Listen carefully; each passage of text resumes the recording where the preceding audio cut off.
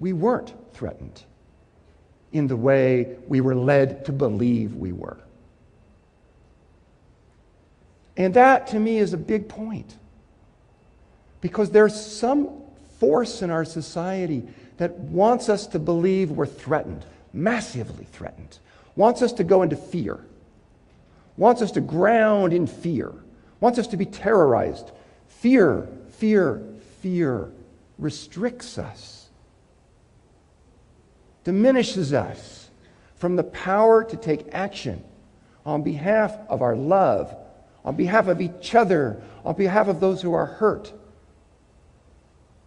Fear, I think when we start to relieve the amount of fear in ourselves and in each other and in our greater world, then we know we've begun.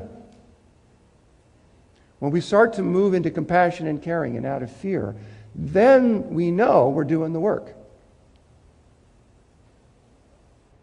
And I see that there are entities who profit from people being afraid. And the liquor industry is one of them. There's a lot of industries that do. The media, probably most significantly, plays off this. You know, there's an old saying in the newspaper industry, if it bleeds, it leads, in terms of what goes on the headlines. Scandals, bloody things. And every time we enter into a real conversation with another person about what really matters to us and to each and to our world, it doesn't matter that much if we have the answers. It's that we're asking the questions, that we're sincere, that we're earnest in living with the questions and trying out answers as we go along together. That's what breaks the hold, the grip of the fear machine. I saw a study that analyzed people's television viewing habits and their state of mind and their beliefs. And the study found that the more TV people watched, the more ignorant they were about world events. And this was particularly so if they were getting their news from Fox. And it also found that the more hours people spent watching television, the more afraid they were of their neighbors. And the more exaggerated and disproportionate was their belief about the amount of crime and the amount of killing in their communities. So if you asked a person who watched an hour a week or less of TV, how many killings they thought had happened in their city in the previous 12 months, their answers tend to be fairly accurate.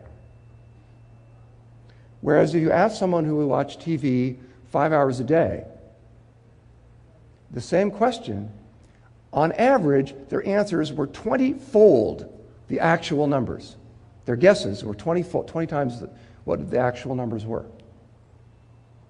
You also showed up in the more TV watched, the more they were afraid of their neighbors, the less safe they felt in their neighborhoods. Well, it's the same neighborhoods, but if you're watching TV, your view of the neighborhood changes. And there's something about television, as it's being used, and particularly Fox. So we have to step out of that. We have to see it and say, I won't be afraid. I will not be run by fears. I will breathe into my fears. I will accept them. I will meet them with love and caring, and I will step out of them into the broader, wider world of the adventure of my life, of meeting new people, of doing new things, of learning new things, of trying new things, and of growing. And in that, we find the light. Because in the fear, it's just dark, and it's reptilian, and it's mine or yours. It's never about us. And it is about us. What is taking place on this earth today is about us. It's about us all. It's about us all.